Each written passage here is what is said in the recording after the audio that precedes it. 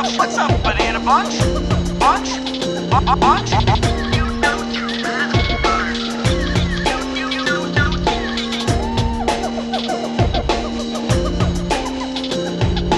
Welcome to the Junglejims podcast.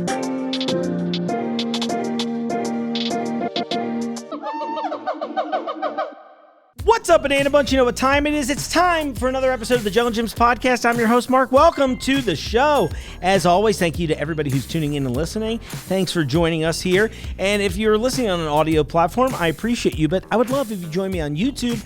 We're growing subscribers by the 1,000 now. I just broke 10,000 a few weeks ago, and now we've already broke 13,000. It's crazy. It's so crazy I had to take a deep breath to really let you know how insane it feels. So thank you to everyone who's been catching any of our videos and supporting the channel. Hugely appreciative of it. I think it'll continue to grow exponentially like this. But like I say on here, not only do we release the podcast there, but we have other videos. We do shorts, all kinds of stuff. You can follow us on social media, TikTok, all that stuff. Oh, let me pull this baby into frame. I don't know if you all have seen this yet, but we built this recently. And this will show up on social soon, but we did a little time-lapse energy on this. So this is the Junglejims 50th anniversary Lego set. No, it is not for sale. However, you can win one by going to junglejims.com/50, and that's either 50 or spelled out FIFTY. You can also go to junglejims.com/anniversary. There's a lot of ways to do it, but we're giving away a bunch of these, and those giveaways will start sometime, I believe, in September if I overheard people talking properly. A couple other things to get out of the way. Wine Fest is coming up in November. I'm pretty sure tickets just went on sale for that. If not, someone will tell me later. But if you go to junglefests.com or junglefestsingular.com, you can get your tickets for it. Or like I've been telling you for months, follow us on Eventbrite. You can see all of our events because we've got those. We've got some wine tastings coming up. We've got all kinds of things that are going on here at both in the store, at the Oscar Station, at the Oscar Event Center, maybe even at the JXC over at Eastgate too. So all kinds of cool things going on at the Jungle. And we're talking about the 50th. So, we haven't really talked much about the 50th on the show. I was kind of just waiting till I heard what everybody had decided to do before I started blasting it. So obviously we talked about the Lego set here, which I didn't realize I didn't put it far enough out of frame, so I'll bring it a little closer to frame. The Lego set, we've got 2 Metro buses wrapped around downtown Cincinnati. So if you're riding a Metro or if you're driving anywhere that Metro buses are, you'll see that with links to win all the prizes on there. A couple things internally, of course.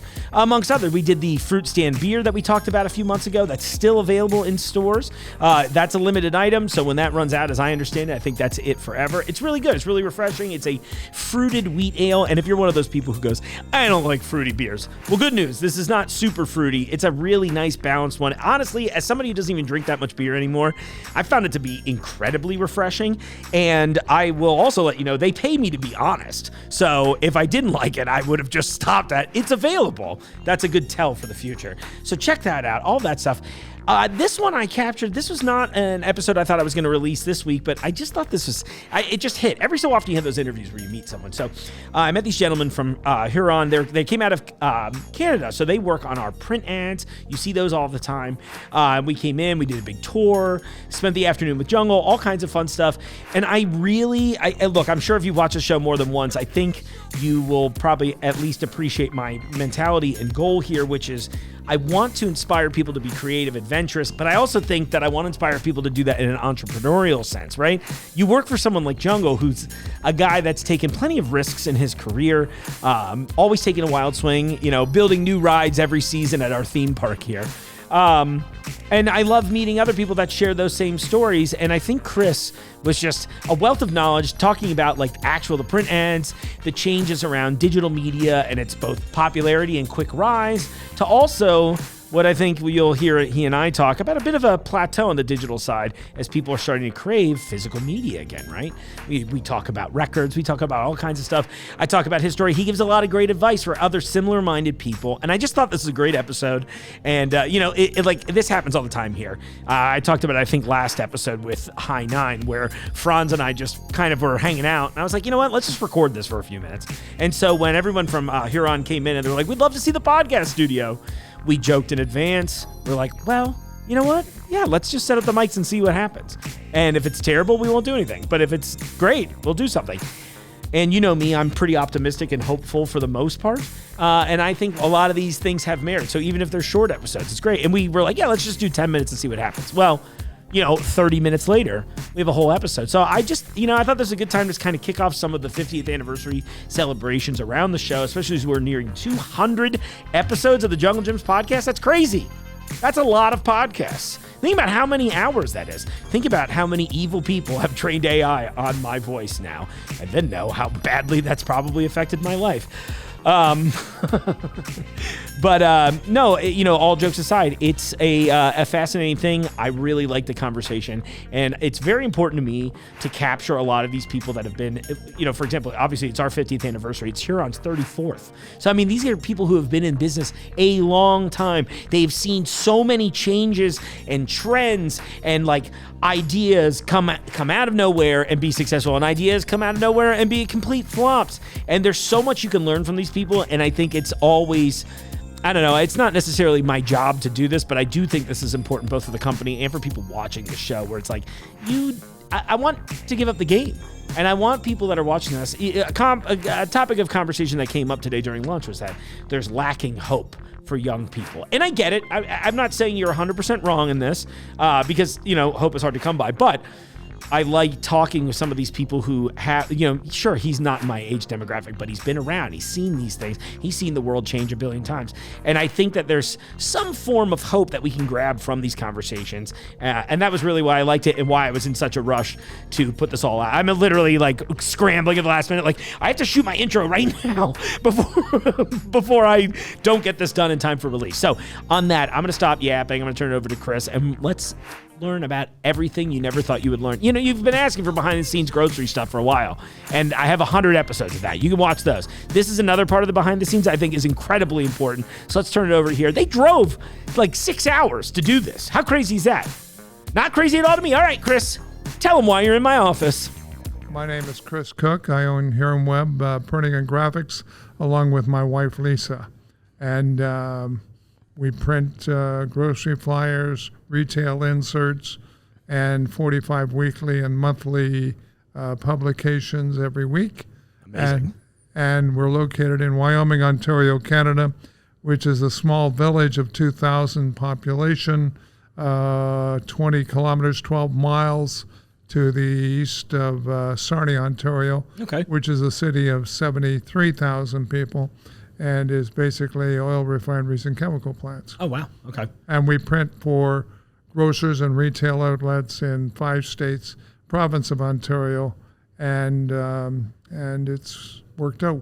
We've been around for 34 years. So you've been in business a long time. So you've watched, I know we were talking a little bit in the pre-show about all of the changes around, just marketing in general, product creation, all of that thing. But you've seen a lot of pretty significant changes in your time in doing this. Is that fair to say? We're down to 4 independent printers in Ontario now.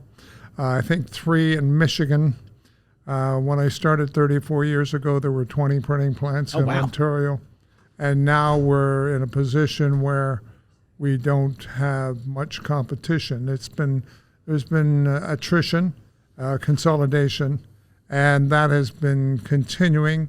And as I've told my staff, we intend to be the last one standing. I love that. Okay. And print's not dead. People believe, they tell me all the time, print's dead. 2 things. They tell me, A, why haven't I retired at age 78? Why am I still doing this? Why do I still drive 110,000 miles a year? Why do I work 6-7 days a week? Mm-hmm. It's because I golfed once. Right. And it's never appealed to me. And as a result, I enjoy what I do. Borrowed a lot of money 34 years ago, and instead of failing, we've made it a success, whatever a success is. Sure. But we have 60 employees, and amazing. We run 24 hours a day, 7 days a week from Wyoming, Ontario, Canada. Yeah, I love that so much. We have 5 trucks on the road, and we do what we do. You started to say before, above and beyond the why haven't you retired? I get it. I think I'll be in the same boat at your age when I get there too, where I'm like, I just love doing what I do. It's you know? important. It's important. If you love what you do, you've never work a day in your life. So true. Yeah, it's It very is funny. true. I had this conversation with a friend recently. They're like, "You don't really take a lot of vacation these days." And I'm like, "Well, do you see what my job looks like? It's fun and engaging and exciting, and I don't crave the time away like I had in so many jobs where I didn't feel like I was in the right place." Do you know what I mean? I take time. What I find this does for me is it gives me independence. Mm-hmm. I can come and go as I please. Now you got to stay focused on the business and Sure. what you're doing and not lose your focus. Right. But I find that it gives me a quality of life and an ability to come and go as I please. And that aspect of it is important to me. I love that so much. It's important to my wife too. She's the same way. I'm telling myself she's thumbs upping off camera right now. Okay, very good. You started to say before about and I hear this too a lot. Print is dead, but I don't personally feel that way, and it sounded like you don't either. What do you actually think is the truth? Well, here's what we know. Yeah. Prior to COVID, there was more print than there is now. Mm-hmm. But print is not dead. Our supplier of newsprint is a company called Irving Forest Products in St. John, New Brunswick. And the vice president of sales there, a fellow named Kevin Chapman, believes that there will always be somewhere between 10 and 20% of the market will be print. Okay. And print has a tendency to drive digital and drive social media and drive other aspects of marketing. Sure. What we see happening, and we saw it during COVID, suddenly grocery stores, retail outlets, newspapers, they went away. The retail outlets decided that they didn't need print. And during COVID, they probably didn't, because the only thing that was open were grocery stores, pharmacies, and I'm not sure what else, but not much else. So they had a captured market. They no longer have a captured market, and they're back to the way business was prior to COVID. Okay. When that happened, they said during COVID that they didn't need print. Well, now they do need print. They need print. They need that printed piece in the mailbox to help drive sales, drive business. And it's the lower level of driving business and getting people to come. Because what happens with, and what we're finding is, and they tell me, they being those that do analytics, tell me that it's an older demographic that looks for print. But I don't find that. Yeah. That is not happening. They're saying people 45, 55, 65, 75 all want print. And there is that segment of the market, but I think it's a lot more than that. And I'll give you an example. I live in Sarnia, Ontario, Canada, population 73,000. Canadian Tire is one of the biggest retailers in Canada. Okay. The stores are the size of junglejims. Oh, wow. Okay. They have auto parts, auto supplies, auto shops. They have gardening supplies and irrigation and everything you would want, cooking supplies, and everything's in Canadian Tire. You don't know what you need until you look at something and say, I need that. It's true. And Canadian Tire mails out 7 to 10 million pieces a week, direct mail. Oh, wow. So Yeah. I can't tell you the number of times I've taken that piece out of the mailbox, walked to my garage to go back into the house, and I've said, I need that. Right. The latest one was a compressor to blow up my tires, and I'm on the road a lot. Sure. So they had a compressor priced at $30, $20 discount. On the Saturday, I went in and bought 2 of them. Perfect. Okay, so and I wouldn't have even seen it if I hadn't received it in the flyer, the Canadian Tire flyer, which came to my mailbox. It makes perfect sense. And, because I've always heard the same thing. It's like, it's an older demographic. And again, like you said, I'm sure that is also true. But it's funny to me to see how frequently I am influenced by print media still to this day, And I don't know if it's maybe I'm in that weird in between area. How old are you? I'm 42. So. Oh, you're just a youngster. Yeah, right. Exactly. And so it's like that funny thing where I do see some youth a little detached from physical media, but then I'm thinking about other forms of physical media that are having a resurgence, right? And my opinion on this is that I think I understand the push to digital, but it just doesn't connect with us in the way that I think a print piece of media does. There's just something about that tangibility, being able to read it. Your anecdote there about finding the compressor, I think is a great example of it, because I couldn't tell you a single time on an ad I was like, oh, I need that, unless I was specifically looking for a discount. But again, that puts me into play more than the marketing, right? At that point where it's like, okay, I'm hunting for this. Well, you take someone like me who drives 110,000 miles a year. I'm very much aware of my vehicle and my car and where I'm going, and I'm aware of my tires, and I buy new tires every season. Mm-hmm. Winter, summer, I buy new tires because I put so many miles on. Right. And I'm always aware, it's in the subconscious that I could have a flat tire. Right. And if I have a flat tire on the side of the road, could I blow it back up and get on my way if I've got a compressor in my car? Sure. And if I don't have a compressor, I'm stuck. Yeah. I'm waiting for roadside assistance, AAA, whatever. Sure. And that may not be the case if I have a compressor. Right. And it was something that I did not think about until I saw the Canadian Tire ad and went, I need one of those. And it had a demographic on it that said 20% off.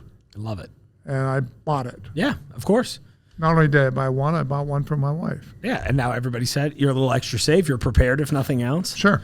There's something I was thinking about while you were saying this too, is that I think in the digital space, I can't imagine I'm alone in this, and I imagine people younger than me also feel this way. When I'm on the phone, I am constantly trying to escape advertisement, if that makes sense, right? Sure. And so the nature of it, if I get hit with an advertisement on my phone, I have an infinitely more negative reaction than to seeing like the print ad, right? To me, I don't know why it doesn't feel the same, but it really doesn't. It feels so much. I think the digital space feels so much more intrusive in a way where this is just, I agree. I use my phone for three things. Yeah.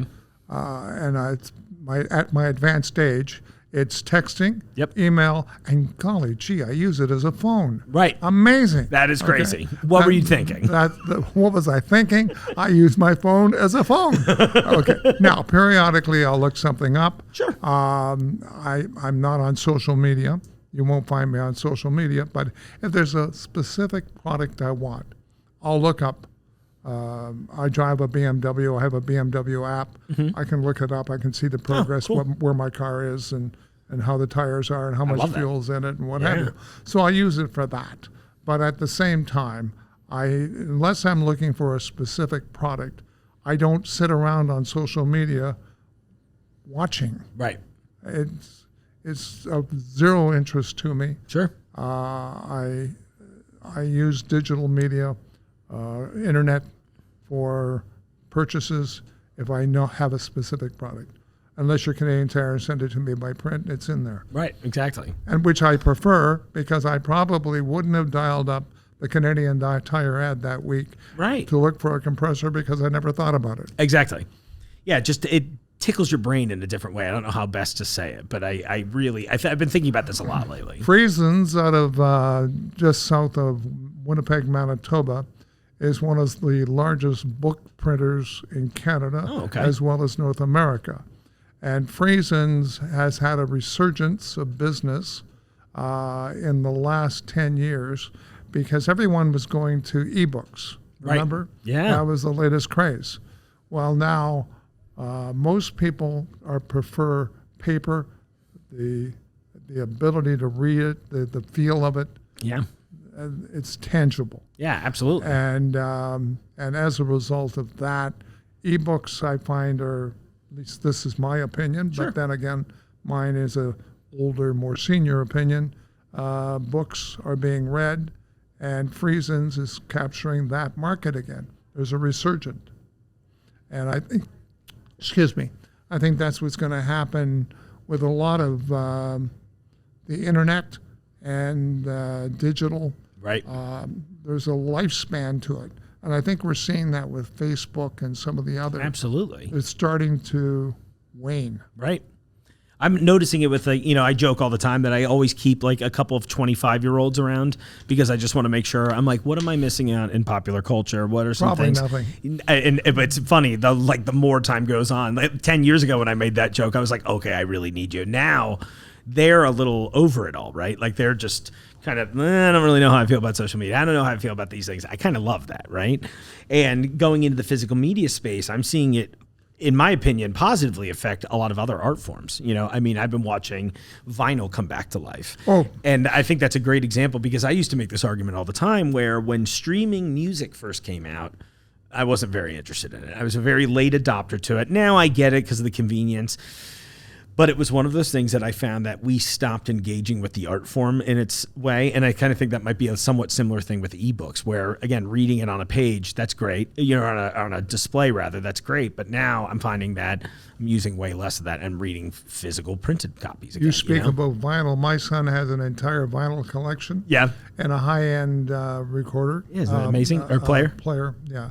A turntable. Yeah. And I asked him one time, I said, why don't you just download music?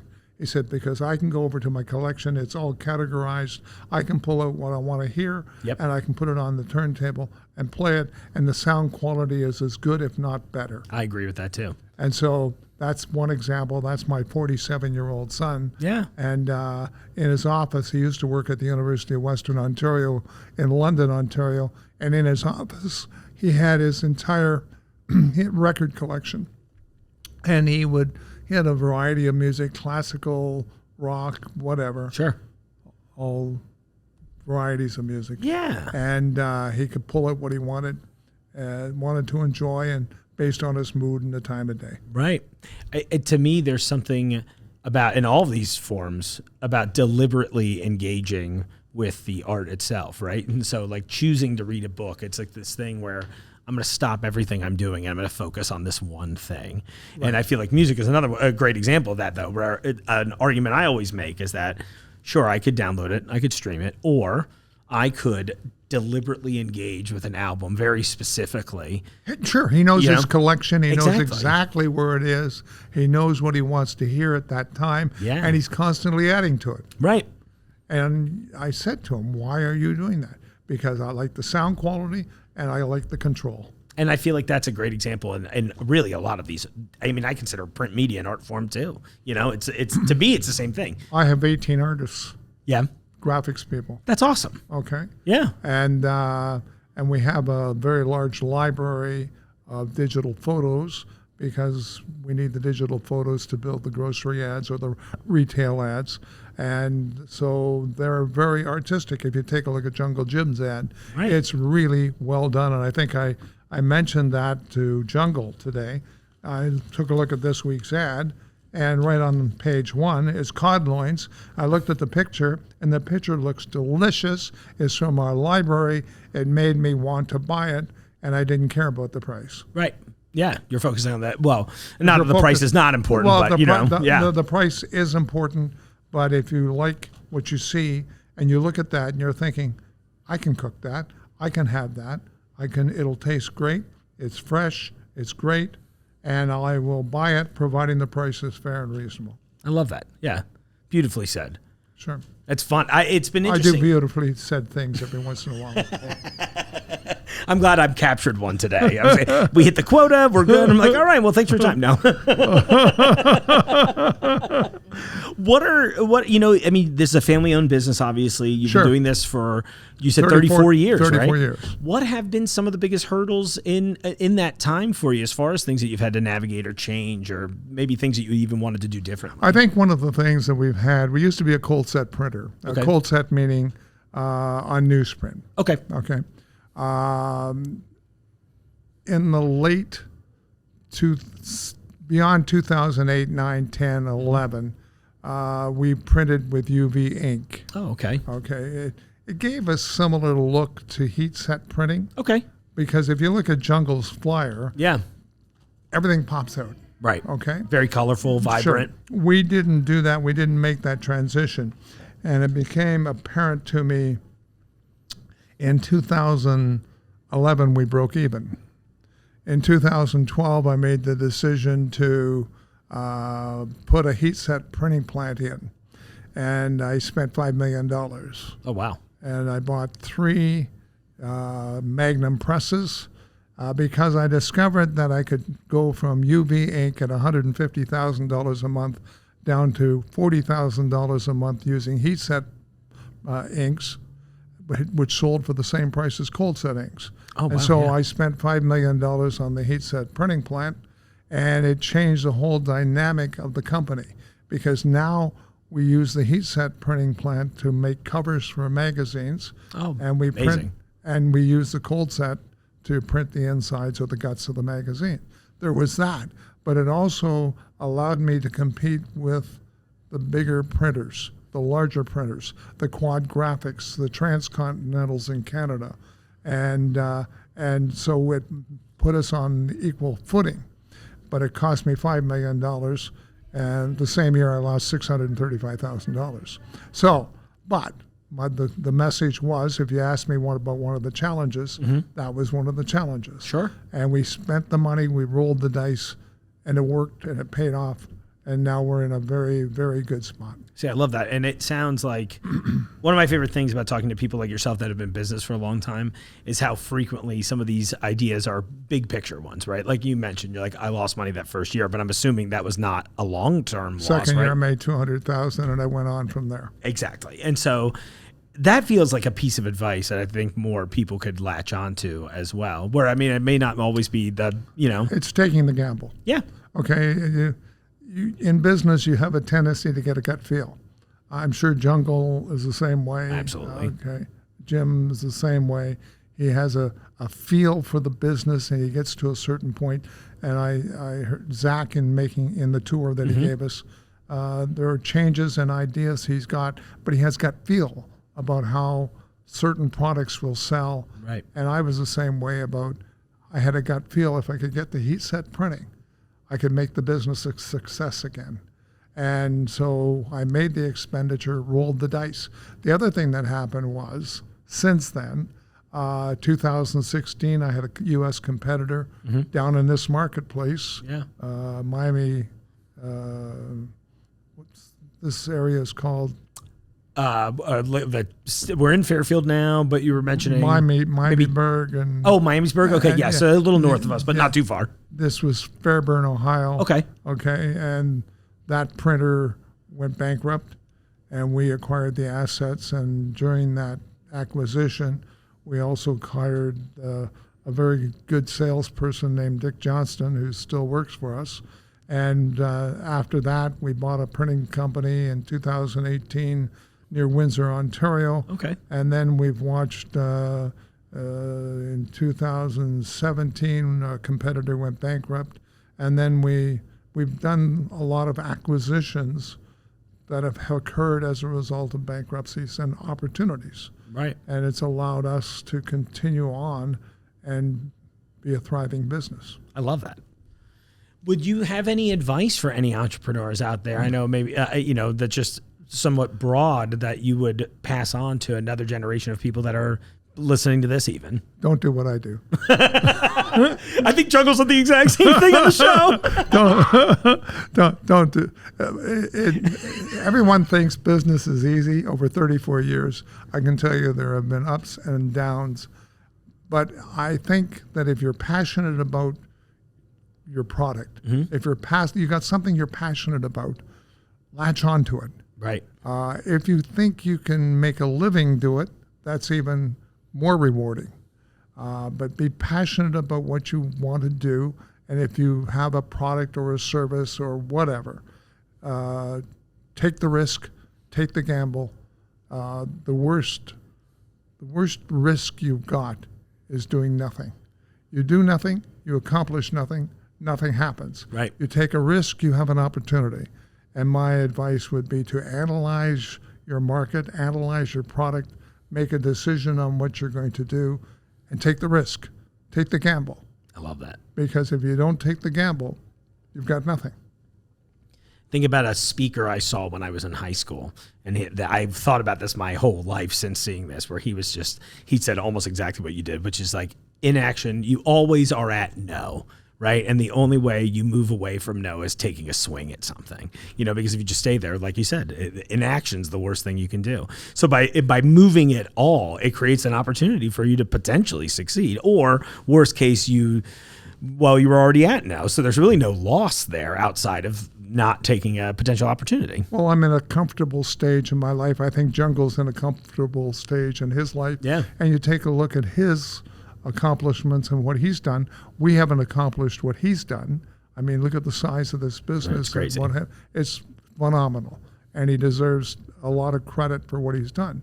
But we've deserved a lot of credit for what we've done Absolutely. on a much smaller basis. We're both successful companies. Mm-hmm. We both have the same entrepreneurial spirit. And I think it's provided us with the result. We've had to take a risk, had to take a gamble, and believe in ourselves to make it work. Absolutely. Beautifully said. Well, that's two beautifully said things today. Thank you. Thank you. I do say beautifully things. I'm very impressed by that, honestly. Well, congratulations, 34 years, nothing to shake your head at. That's amazing. Well, it's a lot of work. Of course. It continues to be a lot of work, but I've never worked a day in my life. I love hearing that too. And I think this is one of the through lines on the show when I meet any entrepreneur, and this could be people just creating a product in their house to someone like yourself, right? But there is just something to that, and finding that passion and wrangling it however you can, just grab on with both hands and take the ride and see where it takes you. You've got to. I mean, the chances are you're going to fail. Yeah. Failure's good usually, a little bit. I've learned from failure over the years, okay, because I failed I never went bankrupt, but I failed in some of the business ventures that I've had prior to starting Huron Web Printing and Graphics. Mm-hmm. But you learn from it. And I think that is important as well. That's Absolutely. A learning experience, a learning curve. And you get to a position in life, once you've learned your business and learned your craft, you can be successful by moving forward. And you get to the point where I don't even know my name of my banker. Good, right? He emailed me 3 months ago and wanted to have an introduction, and I said, why? And I haven't heard from him since. I'm stealing that move going forward. I'm like, or who is this? That's very close. It seems to have the same effect at least. Exactly. Well, I'm looking for 34 more years. We'll meet back in the studio to do another podcast. Well, I probably won't be here. I might not be Maybe either. my wife will be, but I won't be here. Anyway, it's been a pleasure. Oh my gosh, it's been a pleasure. Thank you so much for taking time to do this. Too. I Anytime. appreciate you all coming down here. This is amazing. No problem. Well, it's the 50th anniversary, and I felt that it is important. Jungle is a very good customer of ours and has provided us with a good book of business, but he's treated us fairly and has an understanding of business and what we do and believes in print. And I think all that's important. As a result, we don't mind participating and helping in the 50th anniversary because it's a milestone and a major achievement. We're 34 years, he's 50 years. Maybe I'll get to 40, who knows? I feel at least, Look, I got a lot of confidence in you, Chris. Thank you, Mark. Oh, it's my absolute pleasure. Thanks for coming down again. No problem, anytime. Well, we'll see. We'll come up to visit you next time. I'm honestly, you're talking about the new press with all the displays on it. The first thing I was like, I kind of want to see that. Yeah.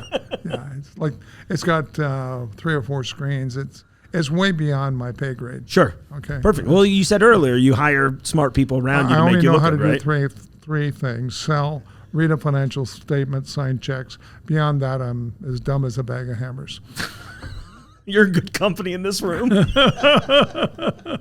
And coming on the show, a bag of hammers. There you go. All right. Oh, thank you so much. Well, safe travels back. Hope you get a bunch of good stuff. I know we got the cart ready in here, and I think Zach just brought us in a couple of surprises for you. That's great because my wife is here. Yes. And she will want to shop before she leaves. Perfect. Good. That makes 2 of us, actually. I don't know. Because we don't get to go to an international grocery. I bet not. We see products here that we've never seen before. I love that. And I think that it's interesting for me. Oh, yeah. Especially the cheeses and the meats. And oh, my gosh. So many. And it's not there are products that I've never seen before, Right. from different countries, France, Italy, Spain, all over the place. And I think that it's interesting. Oh, It's an absolutely. It's more than just a grocery store. It's an experience. Absolutely. Imagine this is my daily grocery shop now. You know, I mean, isn't that funny? I recognize how spoiled. I hope you and- get a discount. I do, thankfully. But I tell everyone, Chris, it costs me like $60 to go home on average every day. I'm like, am I paying to work here? What about, they figured me out. They're like, he's going to try some stuff. But, you know, speaking of that, I love it does cater to a bit of an adventurous spirit. And there's that thing where I take at least 2 full laps of the store every day just to see if there's something new out there that I can tell people Sure. about, or just something to inspire me from like an artistic side even.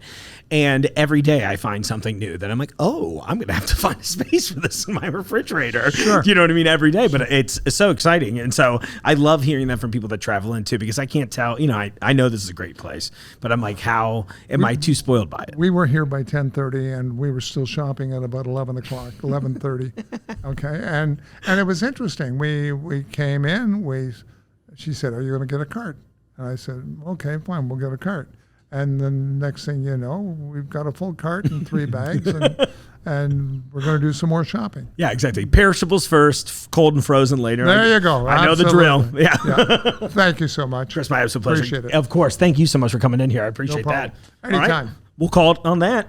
Thank you.